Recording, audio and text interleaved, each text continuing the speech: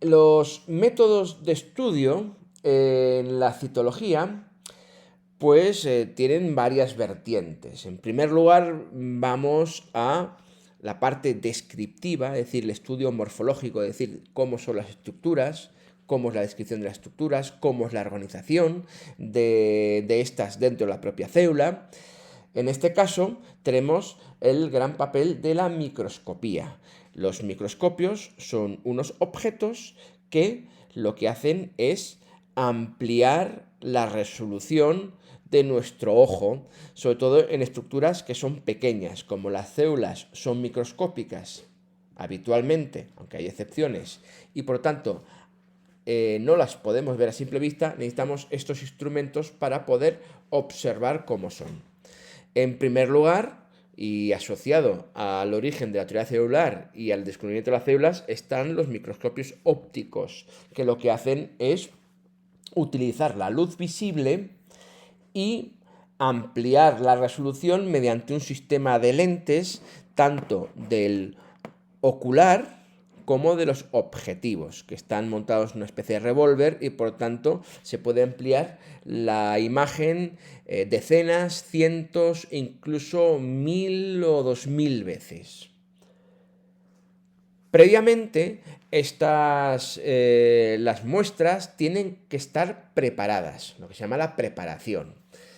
Tienen que estar finamente cortadas para que pueda pasar la luz a través de ellas. Aquí tenemos una fuente de luz, que es una bombilla, también puede ser un espejo que refleje la luz natural y esta luz tiene que atravesar la muestra, por tanto tiene que estar finamente cortadas. Eh, mediante microtomos, que son una serie de máquinas que cortan finamente las muestras. A veces, sobre todo en tejidos animales, hay que incluirlos en una parafina que dé cierta rigidez para facilitar este corte. Luego, a continuación, si observamos estos cortes, si observamos la luz que va atravesando, pues evidentemente hay zonas de opacidad distinta y por tanto ya se conforma una imagen. No obstante, para incrementar el contraste de unas estructuras frente a otras se utilizan colorantes que lo que hacen es teñir la muestra. Muchas veces estos colorantes son selectivos, es decir, que pueden teñir unas estructuras y no otras. Por lo tanto, utilizando varios de estos, podemos darle diferentes colores a las estructuras y poder, digamos, diferenciarlos mejor. Luego, una vez finalizada la tinción, se cubre la muestra con un cristal y ya directamente se observa el microscopio para así poder identificar y estudiar las distintas estructuras. No obstante, el microscopio óptico no tiene la suficiente resolución como para poder ver estructuras celulares pequeñas. Quiere decir que con el microscopio óptico podemos ver lo que son los núcleos, aunque no poder ver lo que hay dentro, pero sí podemos distinguir los núcleos del citoplasma y las membranas y las paredes celulares. Para poder ver la ultraestructura del citoplasma, los orgánulos o las estructuras que hay dentro del núcleo, necesitamos los microscopios electrónicos que tienen una mayor resolución. Los microscopios electrónicos, en vez de luz visibles, utilizan haces de electrones cuyas ondas asociadas tienen la longitud de onda similar a la de los rayos X. Por tanto, como la longitud de onda es bastante más pequeña, la resolución se va a multiplicar, de tal modo que podemos ampliar la imagen decenas o centenares de miles de veces. Y esto nos permite ver la ultraestructura de los orgánulos o de demás partes de la célula. Existen dos tipos de microscopios electrónicos, los de transmisión, en las cuales, de un modo similar al microscopio óptico, lo que se hace es atravesar una muestra que tiene que estar muy finamente cortada también.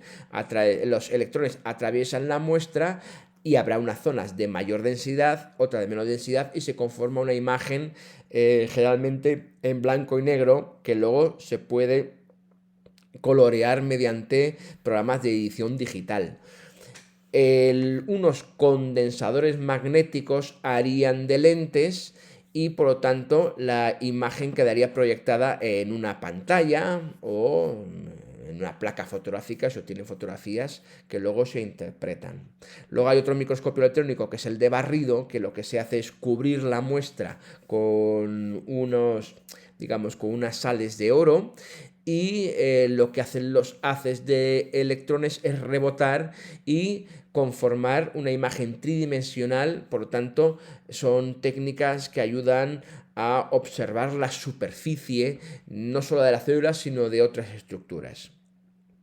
Ya para sustancias más pequeñas todavía, a nivel molecular, por ejemplo, estructuras de las proteínas, estructuras de ácidos nucleicos, es decir, estructuras de macromoléculas en definitiva, lo que se utiliza es el difractor de rayos X.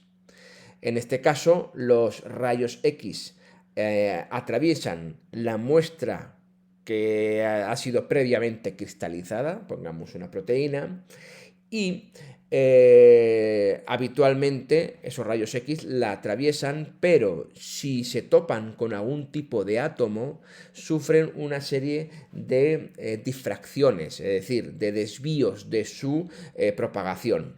Estos desvíos son recogidos y nos permiten ubicar los átomos o los grupos funcionales en el espacio y por lo tanto de ahí deducir la estructura tridimensional de macromoléculas como hemos dicho proteínas o el mismo ADN.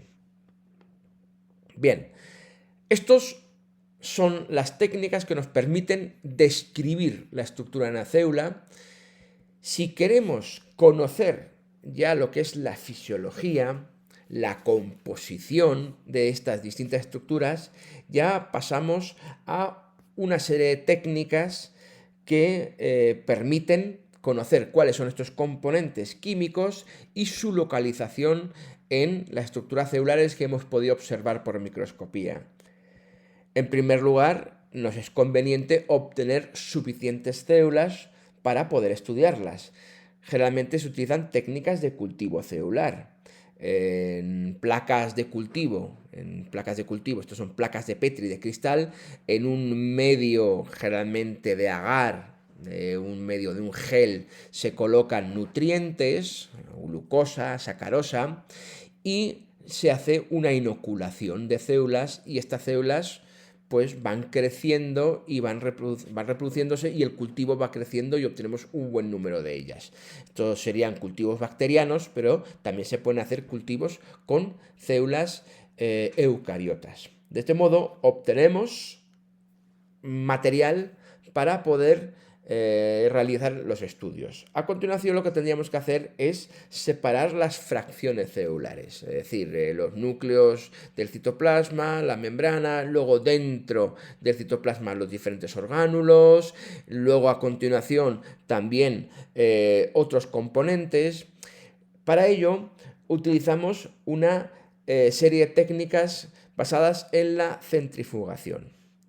Primero, se tienen que romper las células, se rompen las membranas, incluso algunos orgánulos, mediante una serie de técnicas. Por ejemplo, los ultrasonidos pueden romperlos y también el choque osmótico, es decir, introducirlos en agua destilada para que entre mucha agua por ósmosis y la turgencia acabe haciendo estallar las células. Por lo tanto, el medio contendrá una mezcla de componentes celulares una vez que hemos roto las células. Y ahora a continuación esta mezcla la introducimos en una ultracentrifugadora, que lo que contiene básicamente es un elemento que gira, sobre el cual vamos colocando los tubos de ensayo, vamos colocando en círculo varias muestras de estas.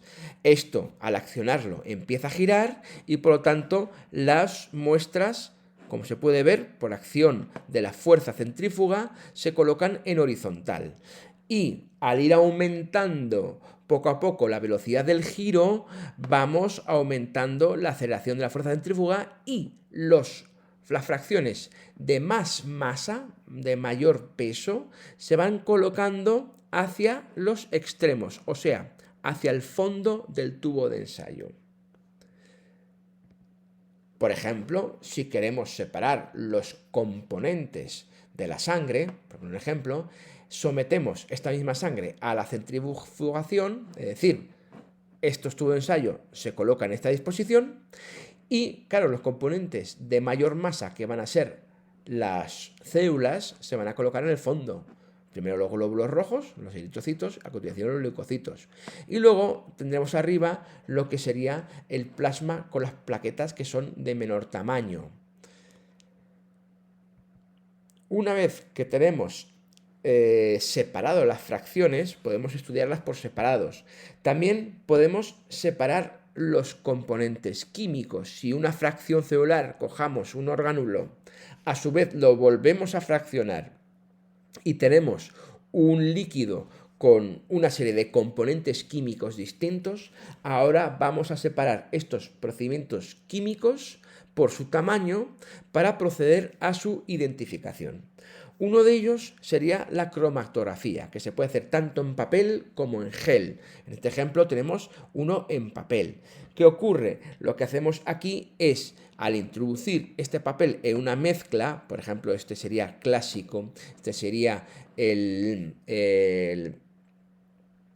digamos, el de los pigmentos fotosintéticos. Tenemos previamente fraccionado una mezcla con todos los componentes los pigmentos fotosintéticos, y ahora lo vamos a separar por tamaño, ¿no? Entonces, al introducir este papel, por capilaridad van ascendiendo la disolución con los componentes. Lo que pasa es que este papel, igual que el gel, en el caso de que fuese una cromatografía en gel, ejerce una cierta resistencia interna, y aquellas sustancias de menor tamaño, de menor masa, van a avanzar más que aquellos de mayor masa, que se van a quedar digamos, en unas posiciones más, se van a quedar debajo.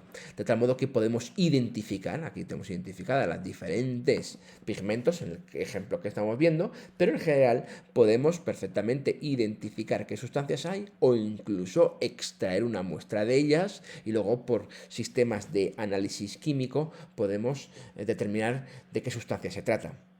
La electroforesis en gel también sería un método de separación de sustancias, y aquí lo que hacemos es separarlos por su carga y también por el tamaño. De tal modo que aquí lo que hacemos es meter la muestra en una especie de gel, y luego al gel lo sometemos a un campo eléctrico con su cátodo, polo negativo, y su ánodo, polo positivo. Aquellas sustancias que estén cargadas negativamente, como por ejemplo el ADN, tenderán a ir hacia el ánodo. Y las proteínas, pues dependiendo de su carga que tenga, unas tendrán carga positiva, irán hacia el cátodo, otros carga negativa, irán hacia el ánodo.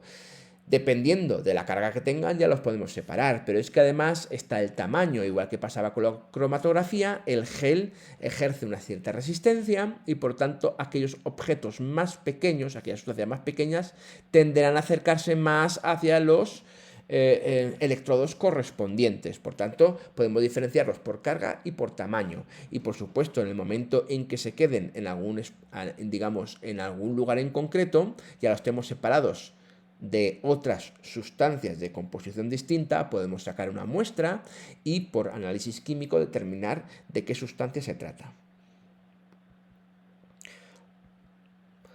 Otro aspecto importante es la localización de componentes químicos en la célula. De este modo podemos saber la composición química de cada una de las fracciones de la célula. Y también podemos saber dónde y cómo se producen los procesos metabólicos. Es decir, ya un estudio ya de la fisiología de la célula. Bien, en general se añade una sustancia que, al reaccionar con el componente que queremos detectar, se produce una reacción química que genera colorantes y dan un determinado color. Los podemos detectar directamente a simple vista, o más habitualmente por espectrofotometría. Es decir, se pasa por un aparato que se llama el espectrofotómetro, que lo que hace es ir emitiendo longitudes de onda determinadas longitudes de onda, y observar cómo cuál es la absorbancia de esa longitud de onda de la sustancia, es decir, qué patrón de absorción tiene. Cada sustancia química tiene un patrón concreto de absorción, con lo cual, si tenemos previamente los patrones ya detectados, podemos reconocer una sustancia desconocida que esté en esta solución mediante comparación del patrón que se obtenga con unos prefijados, de un modo similar a lo que podríamos utilizar pues, las huellas dactilares de una zona, pues, por ejemplo, en una escena del crimen o de un robo. Si tenemos unas huellas dactilares, podemos compararlas con las personas que están fichadas y si coinciden podemos identificar a la persona. Pues aquí lo mismo. La absorbancia de una determinada longitud de onda sería como la huella dactilar de una sustancia química. Por tanto, si obtenemos en una solución desconocida, obtenemos un patrón concreto que coincide con uno prefijado, esta solución muestra tendrá esa sustancia en concreto. Por tanto, así mediante estas técnicas podemos saber de qué sustancias químicas se tratan y dónde están y en qué momento de la fisiología celular.